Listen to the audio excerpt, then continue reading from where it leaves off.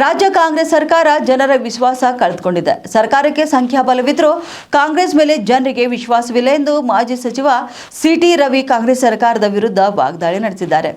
ಚಿಕ್ಕಮಗಳೂರಿನಲ್ಲಿ ಮಾತನಾಡಿದ ಅವರು, ಪ್ರಸ್ತುತ ಸರ್ಕಾರಕ್ಕೆ ಸಂಖ್ಯಾಬಲ ಇದೆ, ಆದರೆ ಅದು ಜನರ ವಿಶ್ವಾಸ ಕಳೆದುಕೊಂಡಿದೆ ಎಂದು ಹೇಳಿದ್ದಾರೆ. ಇನ್ನು ಇವತ್ತು ಚುನಾವಣೆ ನಡೆದರೆ ಕಾಂಗ್ರೆಸ್ ಪಕ್ಷ ಅಧಿಕಾರಕ್ಕೆ ಬರುವುದಿಲ್ಲ ಎಂದು ಕಾಂಗ್ರೆಸ್ ಶಾಸಕರೇ ಹೇಳ್ತಿದ್ದಾರೆ. ಮುಖ್ಯಮಂತ್ರಿ ಮತ್ತು ಉಪಮುಖ್ಯಮಂತ್ರಿಗಳು ಇದನ್ನ ಒಂದು ಸವಾಲಾಗಿ ಸ್ವೀಕರಿಸಿ ತಮ್ಮ ಸರ್ಕಾರದ ಜನಪ್ರಿಯತೆಯನ್ನು ಪರೀಕ್ಷಿಸಲು ಸರ್ಕಾರವನ್ನು ವಿಸರ್ಜಿಸಿ ಚುನಾವಣೆ ಎದುರಿಸಲಿ ಎಂದು ನೇರ ಸವಾಲು ಹಾಕಿದ್ದಾರೆ.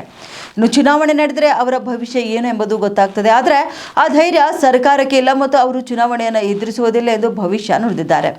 ಕಾಂಗ್ರೆಸ್ಗೆ ಸಂಖ್ಯಾಬಲವಿದ್ದರೂ ಕೂಡ ಪಕ್ಷದೊಳಗೆ ಭಿನ್ನಮತೀಯ ಚಟುವಟಿಕೆಗಳು ನಡೆಯುತ್ತಿವೆ. ನವೆಂಬರ್ ಕ್ರಾಂತಿಯ ಬಗ್ಗೆ ಮಾತನಾಡಿದವರು ಯಾರು? ಇನ್ನು ಕಾಂಗ್ರೆಸ್ನವರೇ ಅಲ್ವೇ?